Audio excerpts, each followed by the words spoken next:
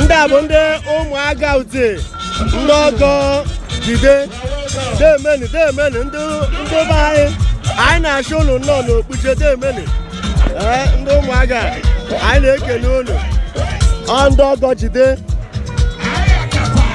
bụ ofu nwa Lady Victoria Ogechukwu Ayogu jide Ayogu ọ bụ ndị ọgọ ya bụ ya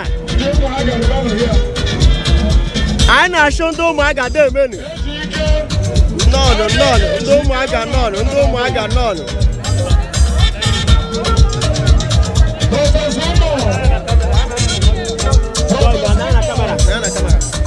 join aha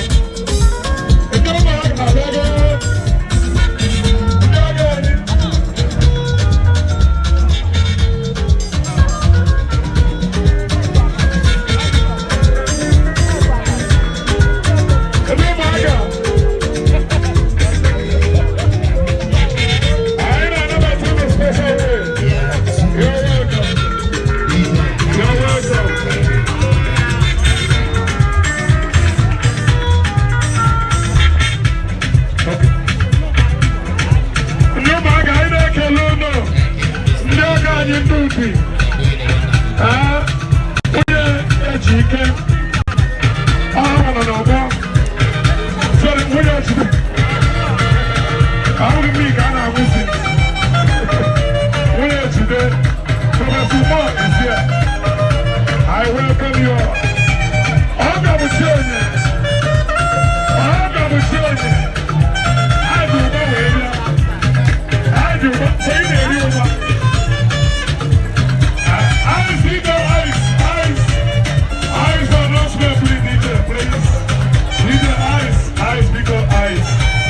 DJ Ice, come down.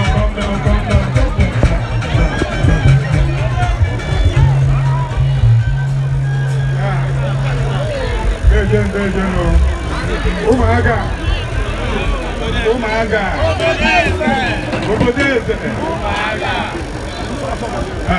Okpuje. Okpuje kene mundo. Ana azinati. The local government in Anambra State and everything about Mama. Right from the time onward today. On when the service yesterday, waiting. No. She's a woman, everybody knows. Women go to the men. And I say that not how long, but how well. How well did you live? Mama lived a life that impacted on many people. So much so that that is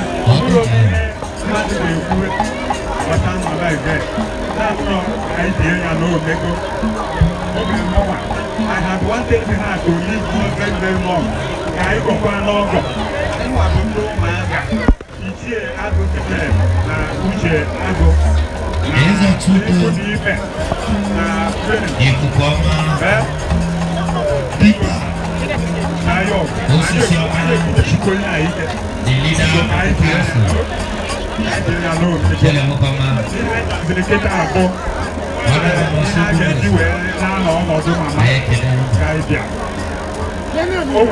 Physical materials I don't know my physical cash.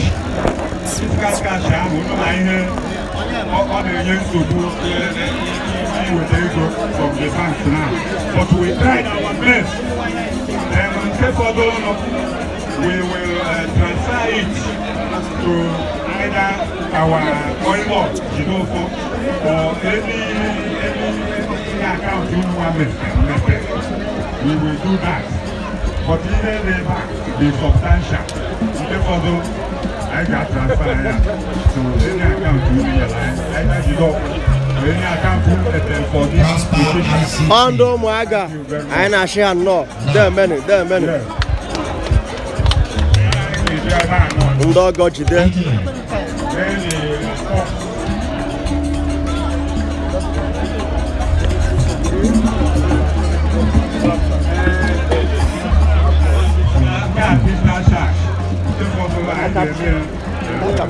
Thank you very much.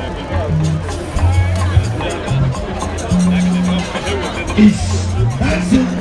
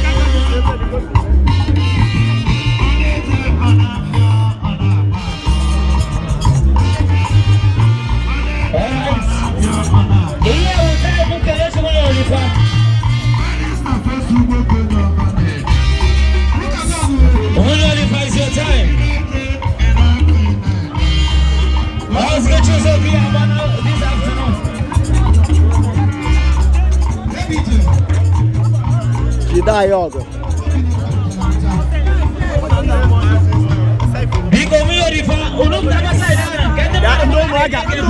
Join that photo. Don't worry, I need to join that photo. Don't worry. Is my brother handy? Handy will go just. One okay.